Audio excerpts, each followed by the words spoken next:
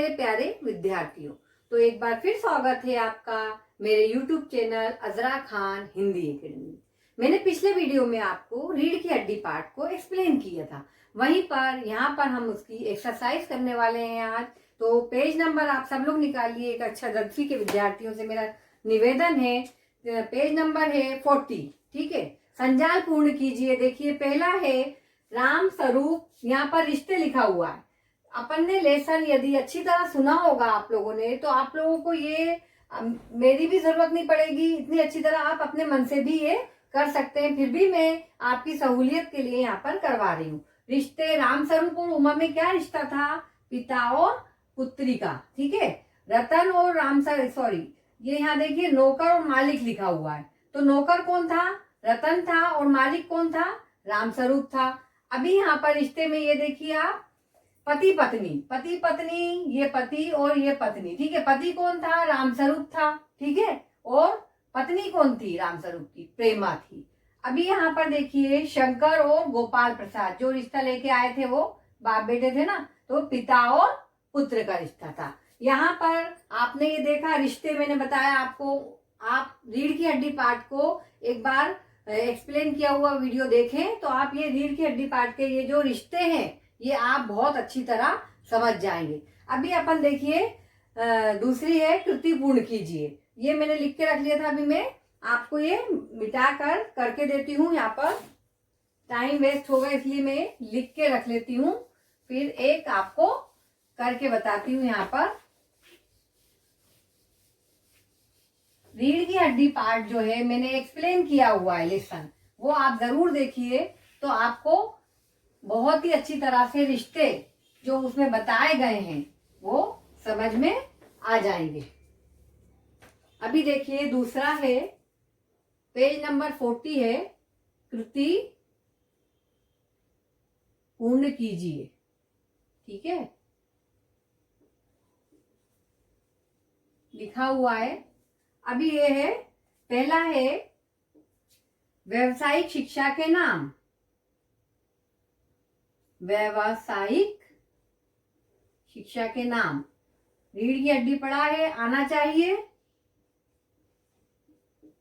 जल्दी जल्दी बोलें अपना अपना, क्या थे व्यावसायिक शिक्षा के नाम? क्या था व्यावसायिक शिक्षा का नाम भाई, बताओ। ये देखिए इसी तरीके से बना हुआ है आपकी पुस्तक में, है ना। क्या था व्यावसायिक शिक्षा का नाम? पहला था वकील। ठीक है, वकील था लड़का, है ना। अभी दूसरा व्यावसायिक शिक्षा और क्या थी? मेडिकल। ठीक है, मेडिकल, ये हो गया। ये व्यावसायिक शिक्षा के नाम हो गए। यहाँ पर हमेशा आकलन कृति मैंने आपको बताया है, आप लोगों को बॉक्स में ही लिखना है इस तरीके से। ठीक है, अभी है दूसरा है शास्त्रीय संगीत में प्रयुक्त वाद्यों के नाम, है ना। शास्त्रीय संगीत में कौन कौन से वाद्य प्रयुक्त हुए थे, तो वो है दूसरा। यहाँ पर देखिए आप, दूसरी आकलन कृति है शास्त्रीय संगीत में प्रयुक्त वाद्यों के नाम। क्या क्या बोला था बजाने के लिए, उसका बताना। प्रयुक्त वाद्यों के नाम कौन कौन से थे? हारमोनियम था, है ना। एक क्या था? हारमोनियम था। ये यहाँ पर आप लिख लीजिए, एक यहाँ हारमोनियम। ठीक है, बहुत इजी है। रीढ़ की हड्डी का पार्ट पढ़ें, उसमें समझ में आ जाएगा आपको। ठीक है, और एक क्या था?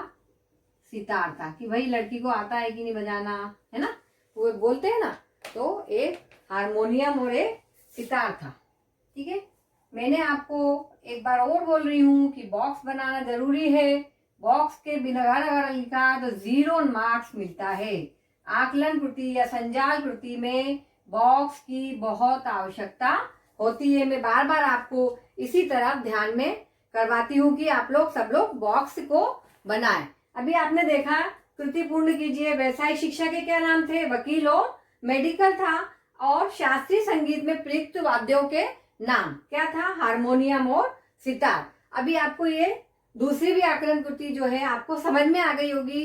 जिनको लिखना है करना है वो कर सकते हैं, मैं इसको रफ करके आपको आगे का और बता दूंगी, ठीक है। अभी देखते हैं अपन तीसरा, अभी तीसरा देखते हैं।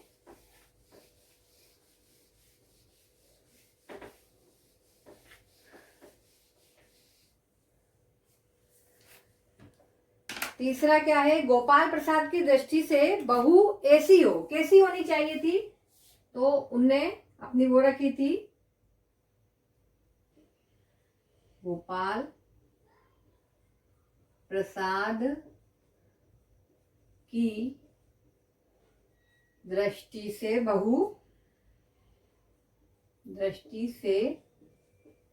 बहू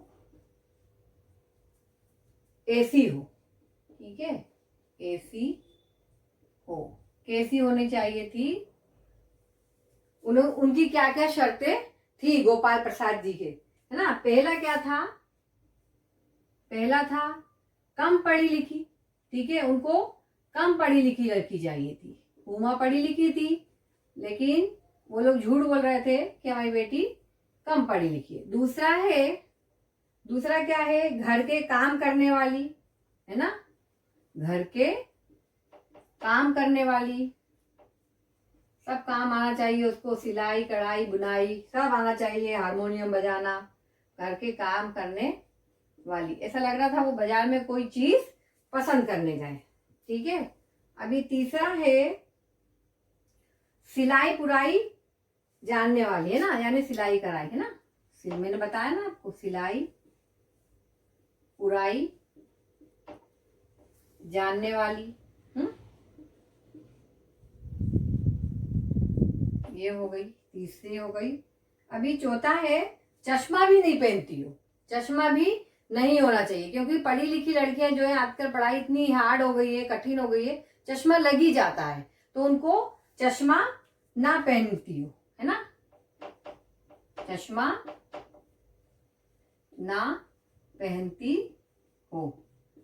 अब रीढ़ की हड्डी पार्ट अगर आपने पढ़ा है तो आप ये सब आराम से लिख सकते हैं, ठीक है। 1 2 3 4 पूरे हो गए हैं। यहाँ पर गोपाल प्रसाद की दृष्टि से बहू कैसी होनी चाहिए, तो इस प्रकार की बहू चाहिए थी उनको।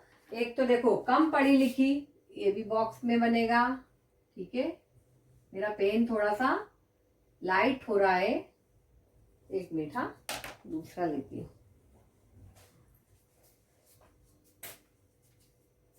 घर के काम करने वाली, ठीक है। थोड़ा रेड पेन जो है लाइट हो रहा था तो ब्लू पेन से आपको कर रही हूँ, अब आप आराम से समझ पाएंगे, ठीक है। यहाँ पर देखिए आप, गोपाल प्रसाद की दृष्टि से बहू कैसी होनी चाहिए, कम पढ़ी लिखी हो और घर के काम करने वाली हो, सिलाई पुराई जानने वाली हो और चश्मा ना पहनती हो। ये 4 क्वालिटी तो उनको चाहिए थी गोपाल प्रसाद जी को, ठीक है। अब आपने ये देखा, मैंने क्या आपको बताया, अब गोपाल प्रसाद का ये भी हो गया। अभी जो है कारण लिखिए, है ना, कारण लिखिए, मैं आपको नेक्स्ट वीडियो में दूंगी। अभी तो आप इतना ही करिए, है ना, अपनी अपनी बुक में कर लें या इसको समझ लें तो आपको अच्छी तरह से समझ में आ जाएगा।